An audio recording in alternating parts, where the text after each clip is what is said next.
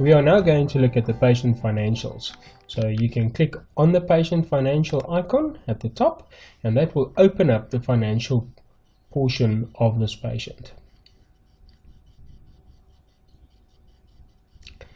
And in the patient financials, you'll see that there are a number of journals with dates, journal numbers, the description, as well as the debit, credit, and the balance, which is seen as a normal cash book. You can, from here, click or double click on a specific line that will open up your journal entry, and you can view the details as well as if there are any documents attached to that journal, whereby you can click on the view button and that will open up that specific document for you if you'd like to reprint it or export it to PDF. The same with your point of sale transaction. If you want to see the detail on the point of sale transaction, or perhaps view the invoice with the specific invoice for that transaction, you can again click on view and that will show you the slip, the invoice, if you'd like to reprint it from here as well. In the later module in the financials, we'll go through all of these action items at the top here in more detail. For now, we're going to go from the screen, and you can look at the well screen if the patient had any screenings done, as well as clinic services that were done for this patient. So we click on the well screen,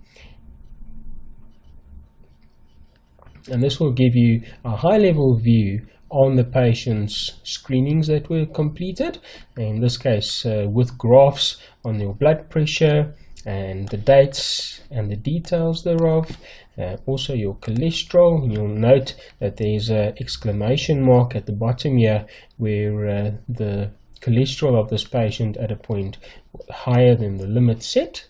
You can view the glucose for the patient as well as the body mass index. And from here you can also do a new consultation if you click on new consultation. So for this exercise we are just going to close the consultation and say yes, we want to cancel it, and we can click on the clinic as well if you wanted to see detail on the patient's clinic services that were completed. So this again will give you a really nice high-level detail on the patient with regards to all the immunizations that were done and the vaccines that were given, with details thereof.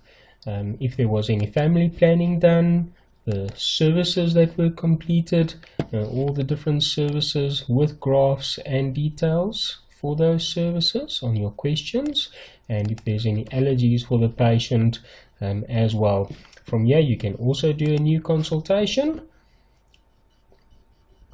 and for this exercise we are just going to close this consultation as we refer back to our clinic module for more information on this. We can close that, and if you want to go back to the scripts portion, you can simply click on the scripts button, and this will take you back to the part where you load new scripts and do your claiming from. There is another nice feature on the dispensing module on the scripts page for the patient, is where you select a specific template and you want to see the repeat dates for this specific item. So instead of just looking at the next repeat date, for instance here, you can go down and click on your calendar, and this will show you today's date in grey, as well as all the different repeat dates to follow for the specific item. And if you click on the date itself, it will also show you that item that is repeatable. And if you want to close the calendar, you can simply click on the calendar box again. One of the last features I'd like to show you in the patient overview screen is the summary detail on a claim or a switch response.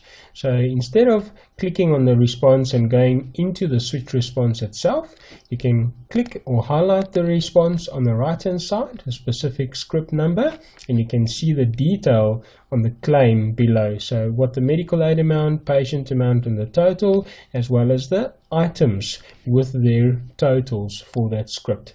And next we're going to move on to the scripts module, and there I'm going to show you a lot more functions that can be used for your scripts.